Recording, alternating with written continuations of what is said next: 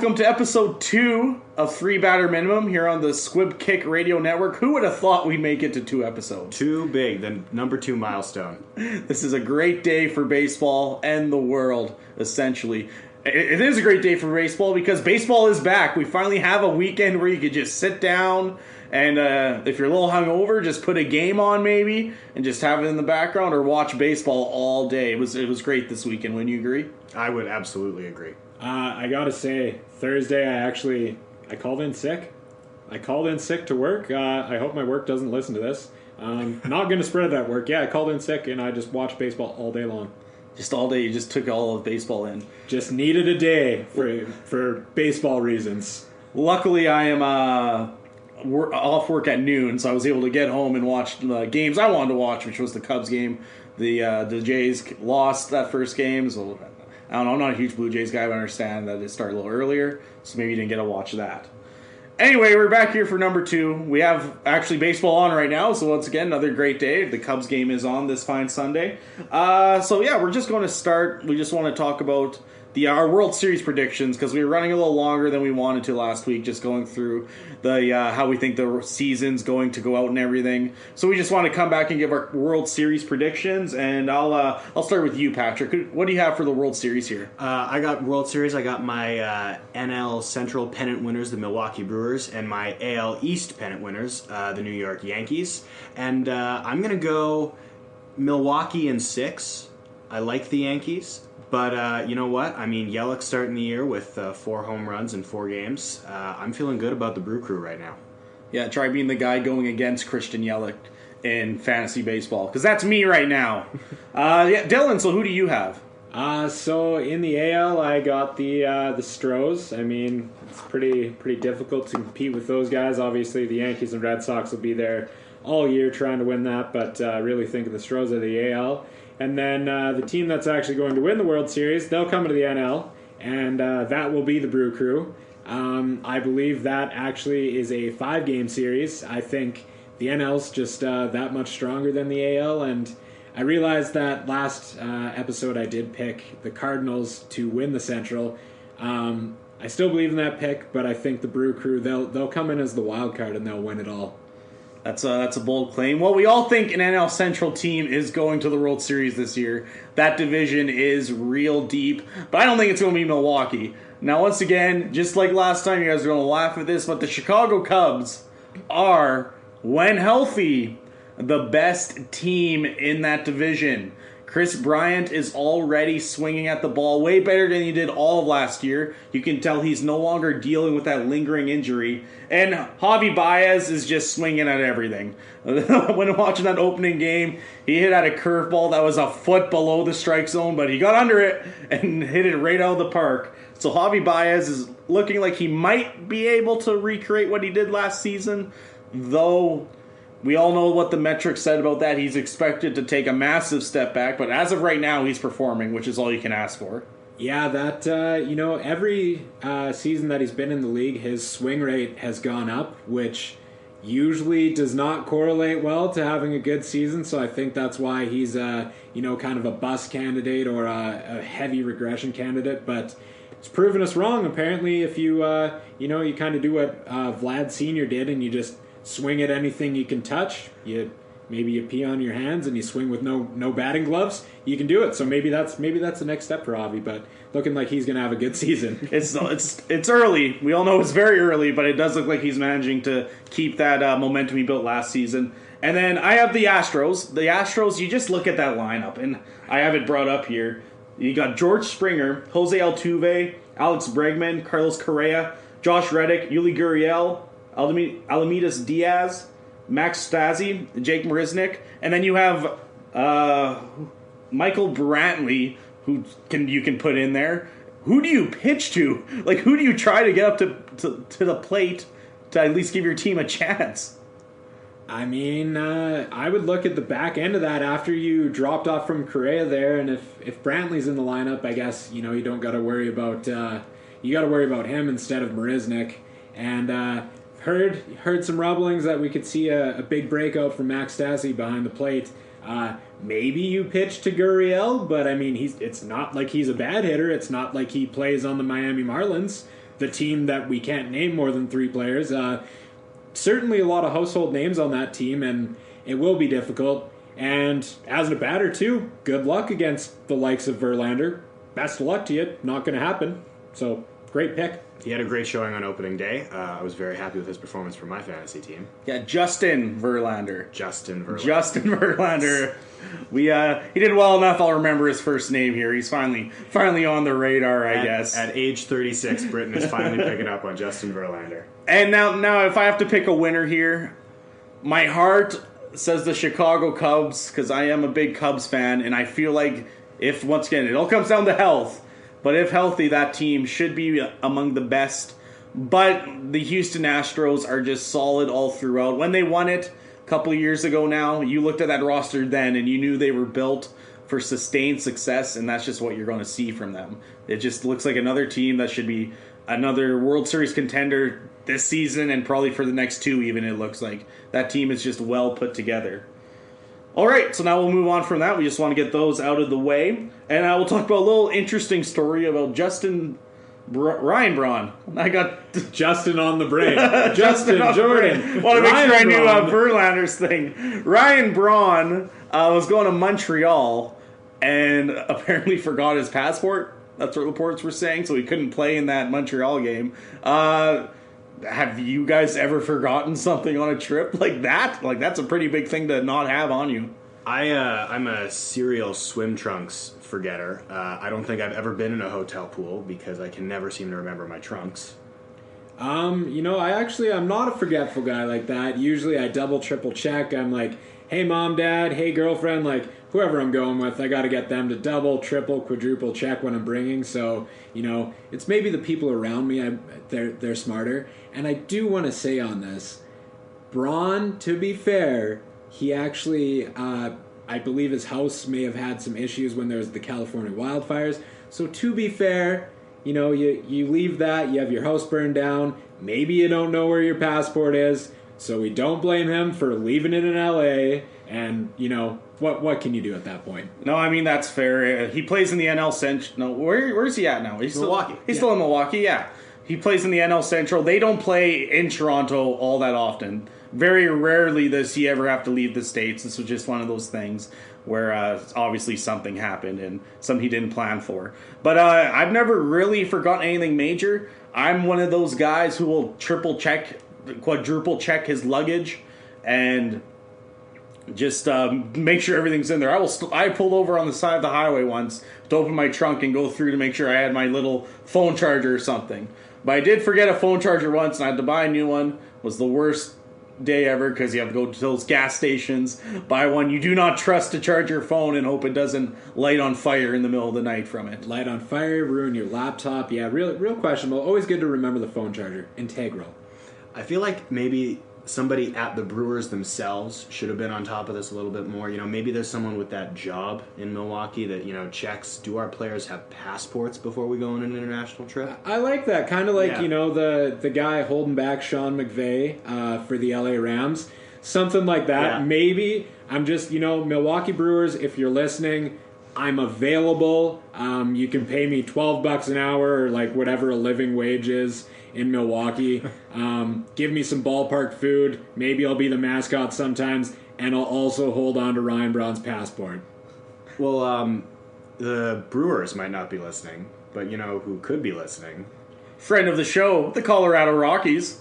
Colorado Rockies, friend of the show. I'm getting so many, tweets from Rockies fans because of the impending decision on Ryan McMahon and Garrett Hampson, who's playing second base. I'm dishing out fantasy advice. The people love it. We got fans. Fans are loving it. Colorado Rockies liking a couple tweets already. Maybe we got to go to a game in Colorado. Do we do a pod there? Like, this could be a thing down the road. So, friend of the show, Colorado Rockies, if you're listening, keep liking my tweets. Maybe sauce me a follow, and maybe we'll be recording a pod out there, eating some burgers at the ballpark. Yeah, and hopefully, and I'm glad I remembered who the friend of the show was today, because clearly my brain isn't working properly after the weekend I just had where I was out and about. And so I'm forgetting first names, forgetting where people are playing, but we're going to get through this. He watches baseball, we promise. I do have baseball on. Don't worry. So let's go through the standings here. I want to take a look at the standings. At this point, it's way too early in the season to really take any of these into account. But it's nice to look back and have some maybe overreactions to some certain things that have happened. Those are my favorite articles to read, are the overreactions from day one where people are saying, this guy's on pace to steal 362 bases this year, breaking the record of 60 set back in 1930. It's like, that's great. I love those sort of articles. But let's just start in the AL East here, which is upside down to what it's going to be at the end of the season. You have Tampa Bay right now up top, then Toronto, Baltimore, the Yankees, and Boston at the basement. I think we all agree that that is more than likely going to be flipped. Maybe you have the Rays going down the third and Toronto and Baltimore at the end, but you know the Yankees and Red Sox aren't going to be at the bottom of the division by the end of the season. Yeah, I mean, depends how you feel about the Red Sox. I got some feelings. Maybe I'll pass those along later, but depends. Really like what I'm seeing from the Jays. They got, I think the starters have went 24 scoreless innings to start the season. So you had the Stroh show out there dealing on opening day. Then you had Shoemaker out there dealing again. The Sanchez, he's back. No more blister problems. And then to be fair, they're playing Detroit. Okay, to be fair, they're playing Detroit right now. Yeah, Detroit not great, but I mean, I did like to see today Trent Thornton going out there for, I believe, 5 innings and 8 Ks, the most by a Toronto first-time starter for them. So, you know, and that was the guy who hit Bryce Harper too, so just glad to see that guy's nerves are okay. Anything else you want to add about the AL East, or should we just move on? No, I think that covers it. All right, then we move on to the AL Central here, where Kansas City, surprisingly, was 2-0 when we started the recording. Now 2-1. They did lose to the Chicago White Sox for their first loss on the season, but they're up top right now, and that's a team that you said the only thing they'll do this season is steal a bunch of bases. Yeah. So good for them, but like I said, it's early. Like, we're 3-4 games into the season so far. Currently AL Central, Kansas City, Minnesota, Detroit, Chicago White Sox, Cleveland. Little surprised that Cleveland didn't get 2 wins so far. I thought Corey Kluber was pitching real well, but just no one could find a way to hit off Jose Barrios. For me, a little bit disappointed today. The Twins took Carlos Carrasco to task, charged him with 6 earned runs, and that gave them the series win against Cleveland. So good for the Twins, I guess. Yeah, big central battle there. So that's, people are obviously saying Indians will finish 1 and maybe Minnie will finish 2.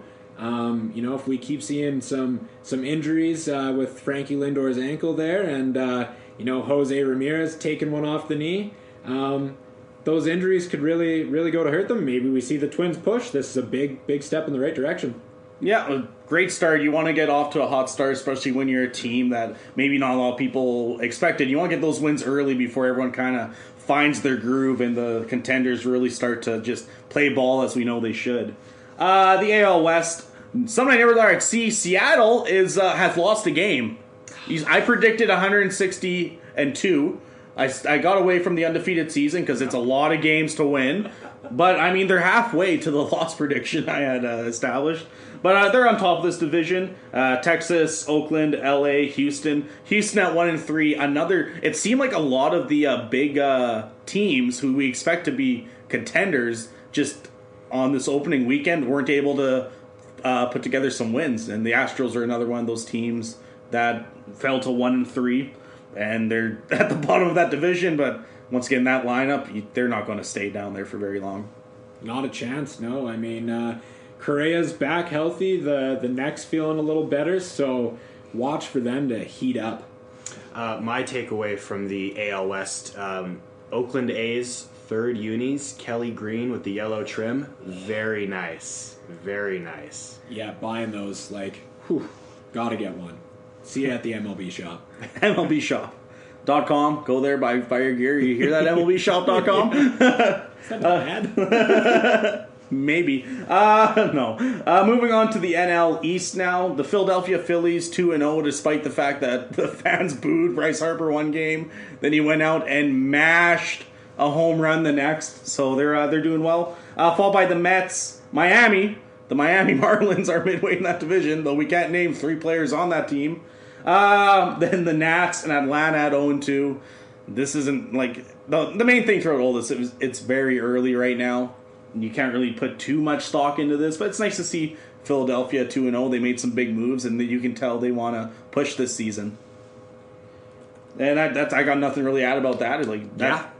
Freddie Freeman had a good night the other day, 4 hits, but ultimately Braves lost anyway. So, and now moving on to the NL Central with Milwaukee at 3-1 because Christian Yelich is hitting bombs to start the season. He's hit 4 games in a row now. He's only the 6th player in MLB history to do that.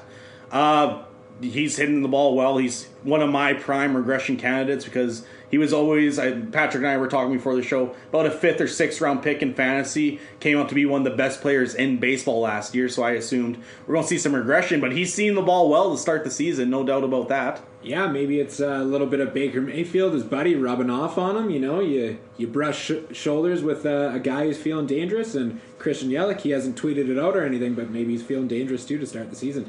And also on the Brewers, Josh Hader is throwing mad heat right now. He immaculate heat, as he has a 9-pitch inning last night, retires the side against St. Louis with 9 straight fastballs, and then the previous night, or maybe it was the night before that, had an 11-pitch inning, all fastballs, all 96 to 98 miles per hour, and then he retires Osuna, Goldschmidt, and Paul DeJong back to back to back. Yeah, the 2, 3, 4 of the Cards lineup, I mean, Goldie's been swinging a hot stick. 3 home runs the other night, almost went for a 4th. So when you're retiring a guy like that, the heart of the order there, you're dealing, and Josh Hader sure is. Watch out. Yeah. Well, we expected Milwaukee, Chicago, Cincinnati, and St. Louis in this division should all be near playoff spots. Like, they should all be battling near the end of the year. We expect this to be a very strong division. Everyone else that division, including Pittsburgh, they're sitting about 1-1. St. Louis 1-3, but they did run into the Brew Crew, who are dealing right now. They're hot to start off the season, and we expect them to be near the top of the division. Though Paul Goldschmidt is fitting in well there. He is cranking bombs already as a guy who's facing both Yelich and Paul Goldschmidt in fantasy this week. It was real nice to see those highlights coming across on my Twitter. Goldie's also got 4 home runs. He went deep today, so terrific. Oof. And moving on, the NL West, the LA Dodgers are mashing right now. They have a plus 19 run differential in the first 3 games this season. Yowza. They've scored 34. They've given up 15.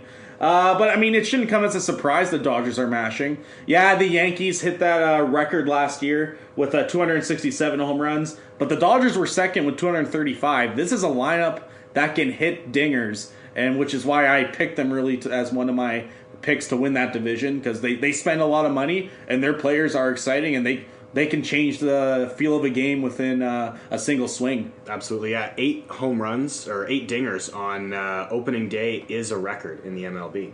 So there you go.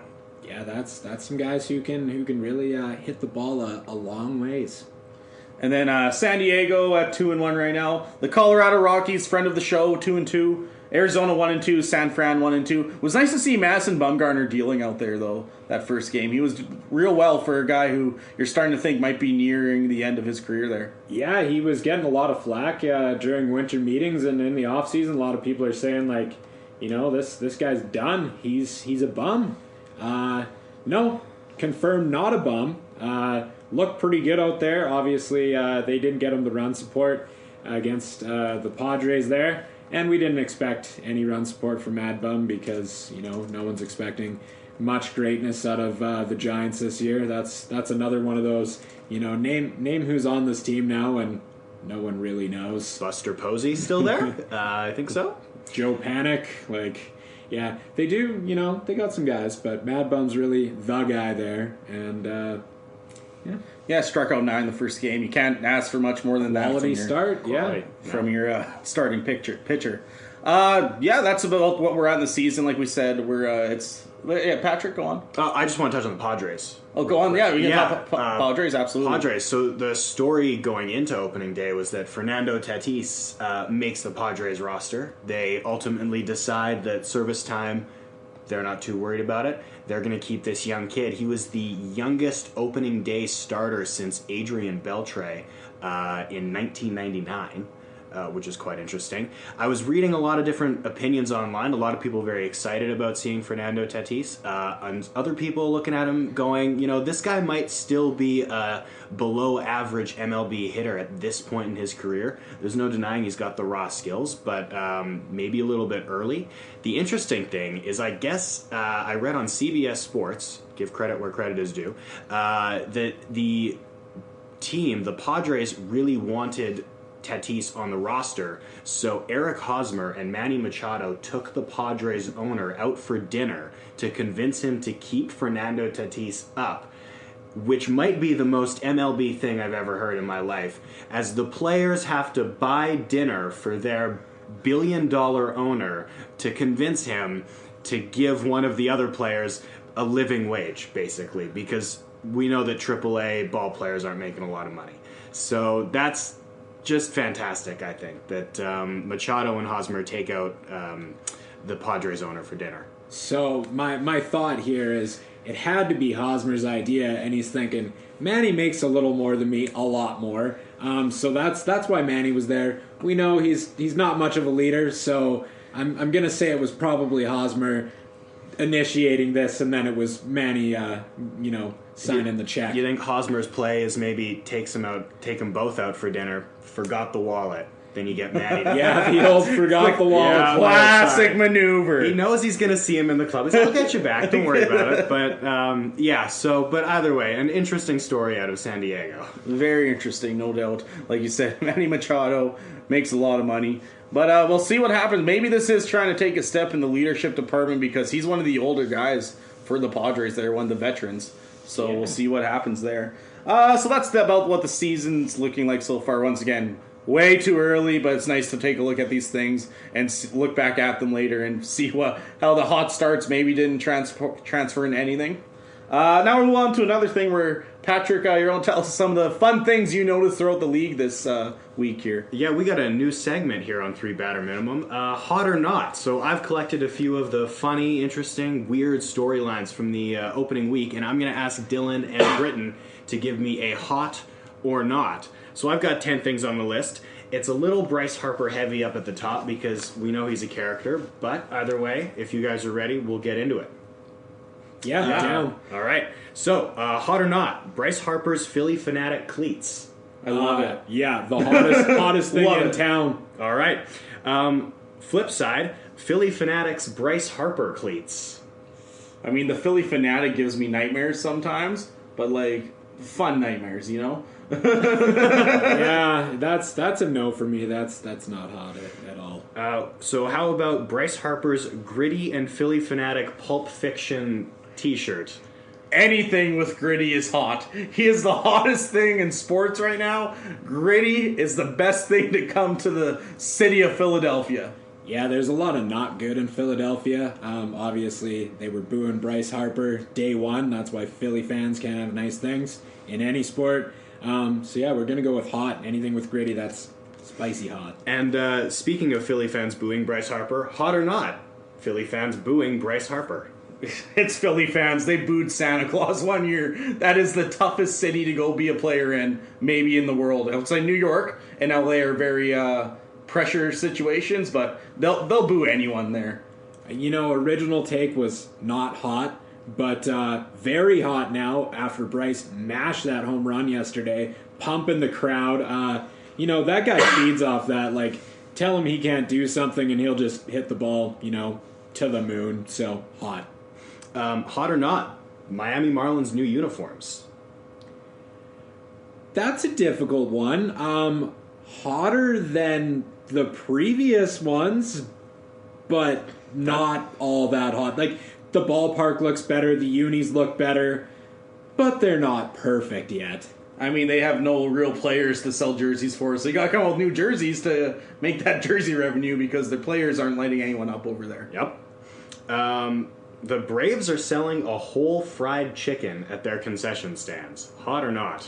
Count me in. Hot, yeah. Atlanta concessions. There's something in the water there. Like the Falcons got cheap concession, and now you got this. Yeah, they're onto something in Atlanta. Bring me a chicken out to my seat, and let's just go to town while watching 9 innings of baseball. You got light meat, dark meat, whole situation there. So yeah, it's like watching jousting back in the day in Rome or something like that. That's what it feels like, right? And you guys are familiar with the Washington Nationals president race that happens during games? You bet. Well, hot or not, San Diego Padres' new in-game event, the race of Anchorman characters. I mean, a little bit of a copycat, but Anchorman, classic movie, so gonna give it a tough hot. Tough to say it's hot, but I'll give it a. I get San Diego doesn't have a whole lot going for it since the Chargers left. They're really on the downswing there. But come up with your own marketing stuff. Like, you pay people hundreds of thousands of dollars, I'm sure, to come up with these game activities, and the best thing they can do is be like, hey, you know that president's race? People like Anchorman? Let's just do that. Yeah, give me my money. Let's go. Like, San Diego. San Diego. Okay. No. Stay classy, San Diego. Elvis Andrus walk-up music for the Texas Rangers. Good God. Baby Shark. No.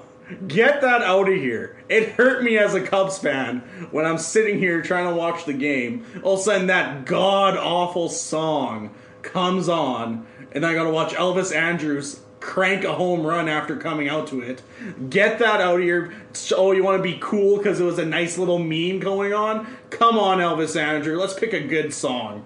I mean, guy's been in the league for like 10 years, so I think he can do what he wants at this point. And, maybe trying to play to the kid fans. Maybe the owner comes into the locker room one day and says, hey, Elvis, I got an idea for you. Let's appeal to the young kids. You like that there, Baby Shark? We're going to do it. You in? And he says, sure. And I'll leave him mash a home run after. So that's hot, too. Whatever. Give him a lot of heat. Whatever. So how about last night, Canadian catcher, Russell Martin for the LA Dodgers, pitches in the 9th and retires the side. Hot or not?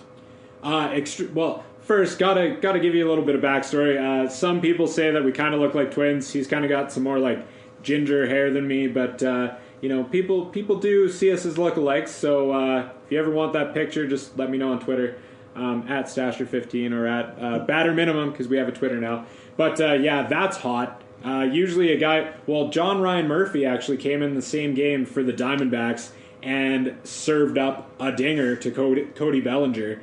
So it's not an easy feat. Russ comes in there throwing 84, retires the side. Big league batters, they're beating up 18-5, but that's spicy hot. I love it. Anything that throws a wrench into classic MLB play, I'm all for it usually. Love seeing those position players try and strike people out, get people out, and he did it, but it's nice to see him throwing, like you said, 84 miles per hour when these guys are used to looking at balls that are going over 100 nowadays. Now, this last one here in the Hot or Not segment is not baseball related, but very important that we speak to this. I'm not sure if you guys have seen this, but a man on the internet shared a photo that he had introduced his coworkers to St. Louis-style bagels. And if you're not familiar with the St. Louis-style bagel, it is a bagel that is sliced not like a full circle in half as we are known, but like a loaf of bread. So as I show the photos here, look it up on Twitter, listeners, St. Louis-style bagels. So, Dylan, Britton, hot or not, St. Louis-style bagels? Britt, what do you got? Why? It makes zero sense. The bagel is made to be cut one way. You're going to cut it like a loaf of bread. Just go out and buy bread. Don't disgrace the sanctity of bagels. Okay, well, I'm no baker, I'm no bread maker, but I feel like those people would be, hey, I do make bread, okay? Let's get that bread. Yeah, this is sad. No, I gotta say, I love it. Like, people are bringing bagels to the office. You don't want to eat a whole one sometimes. You don't want to take on all those carbs. All those people who wrote those like wheat belly type books and stuff, they're probably praising this. They're like, you know what? This is the happy medium. You get some bagel, but you also don't got to get a big guzz doing it. I like it. This reminds me of all those things we've been seeing recently about how this is the proper way to eat pineapple, or the cutting board handles actually to make sure it all goes in the pot right. I saw a tweet from someone, I can't remember who, but they said at this point, I don't even know if I'm breathing right anymore because it just seems like there's all these weird things that are coming out of the woodwork all of a sudden. Well, there you have it. That's all I have for this week's Hot or Not. Thanks, Pat. Yeah, no, that was great. Now we'll move on to the fantasy section because everyone loves good fantasy baseball. I am currently getting crushed right now. I am trying to make a comeback. Not looking good because Christian Yelich keeps hitting home runs every day, and I did have to have a Paul Goldschmidt 3-home-run day to deal with. But I'm trying out there. But how would you guys say your fantasy matchups are going this week so far? I'm a little exactly 3 points behind in my matchup this week, but I'm feeling okay. Might have made a slight oversight as I've already used 5 of my 7 ads for the week, and I believe this week rolls into next, as Dylan nods his head. So, might want to, tweak that a little bit, slow down on the ads, because if somebody gets hurt, I might be left stranded. But overall, I'm feeling confident, feeling good. Not happy that Hunter Strickland's on the 10-day DL. And not happy that John Gray has a sore calf after today. Pitching has been pretty questionable for me, but I'm also up 154 to 108, so that's, I think, a 46-point lead. Don't see myself losing this week. Hopefully, when we record the next pod, that doesn't come to bite me in the butt. Feeling pretty good. I have just something to say about Yahoo Fantasy and the fact that if a game is postponed, that I can't switch my players out of the lineup. Like, you're telling me that it's postponed and they're locked in? Like, come on, Yahoo Fantasy. Let's figure that out. Let's get things different.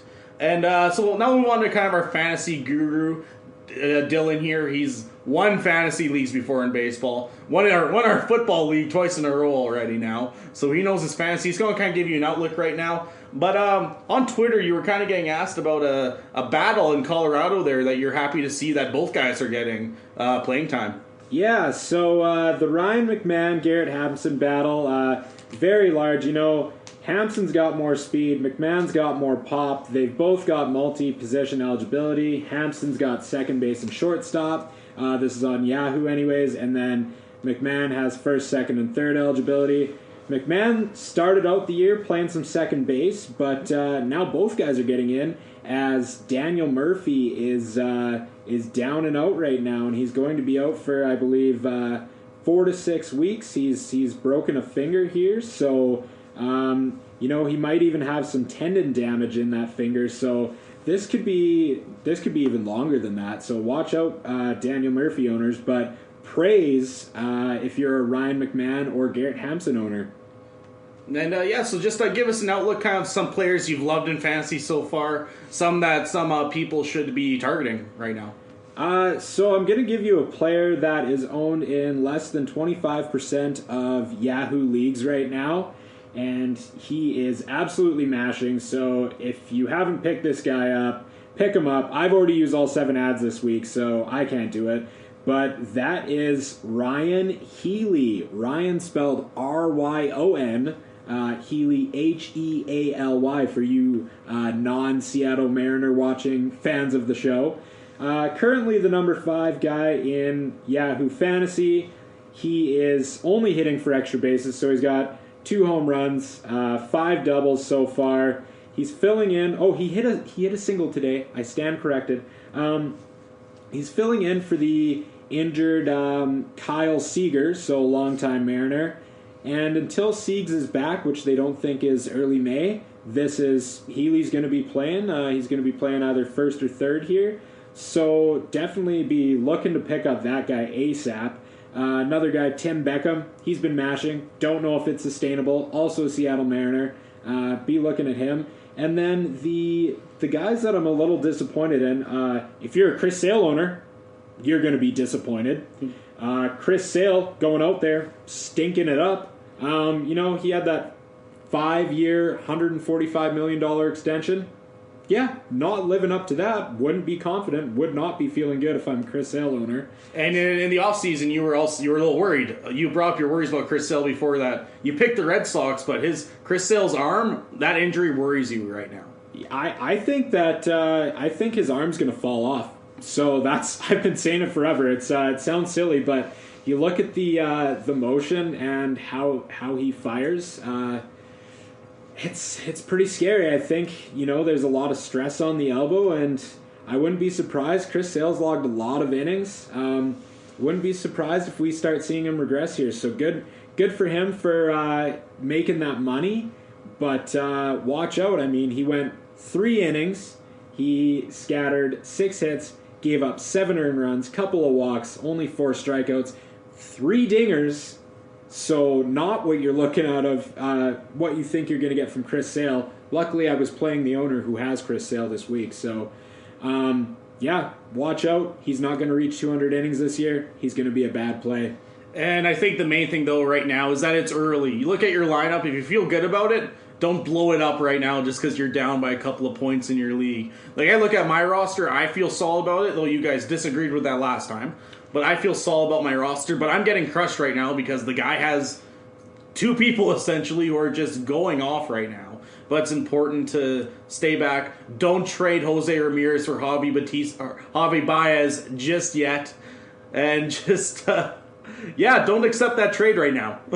Yeah, that was quite the trade offer that you had of Baez straight across for Jose Ramirez. But good on you for holding back. And yeah, right now this week you've got the 4 bombs by Yelich and the 4 by Paul Goldschmidt really hurting you. That the Vottoman Empire, who does not own Joey Votto, so get a new name. Oh, he does. I stand corrected. I'm sorry. So I thought he needed a new name. I was going to text him that the other day. It didn't. He's got Diaz in the pen there. He's got Strasburg. Pitching looks kind of meh for him, but he's going to mash all season, so we do feel bad for you. That's a 177 to 128.5 matchup. It's not like you're doing bad. You're just getting out hit and you're not doing good. It's fine. At least I'm setting my lineup right now. Hey. At least you can remember to set your lineup. That's important. All right, well, that's all the topics we kind of had planned for today. Is there anything else you guys want to bring up at all? I guess a couple of short news items. Jake DeGrom inked a new contract extension with the New York Mets this week, 5 years, $137.5 million. And Kendrys Morales, the Blue Jays traded him to Oakland for bag of balls, I think. Yeah. Some, I don't even know his name. He's not going to play in the MLB. He's like 23, 24. Some no one, and then some international signing bonus money.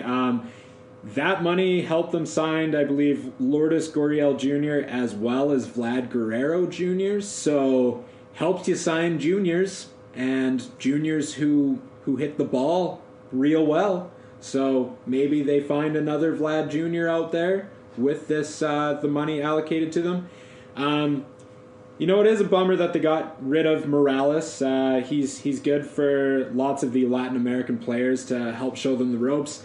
Morales, always the first guy into the locker room, the last guy to leave the stadium. Very good guy, but obviously with that Matt Olson injury, the A's felt like they needed to make a bit of a move, so good job on their part getting Kamo. Yeah, and also Cubs and Hendricks reached a deal as well. Kyle Hendricks, 4-year deal there, so we'll be in Chicago for the foreseeable future right now. And he'll be throwing about 79 by the end of that 4-year deal. Guy has such low velocity.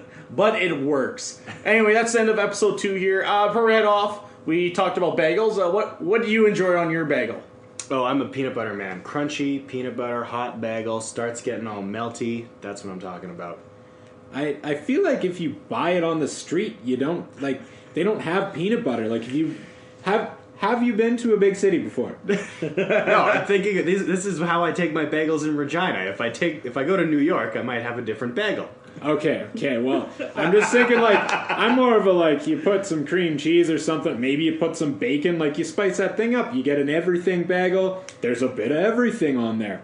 That's what I like. I just like a plain bagel, strawberry cream cheese from Tim Hortons there. That's all I need to start my day. All right, Patrick, I'm sorry for bothering you about your bagel. As always, Britton, horrible take. Just dessert bagel for children. Yeah, whatever. All right, that's the 3 Batter Minimum podcast signing off. So thanks for listening, and one last shout out to friend of the show, the Colorado Rockies.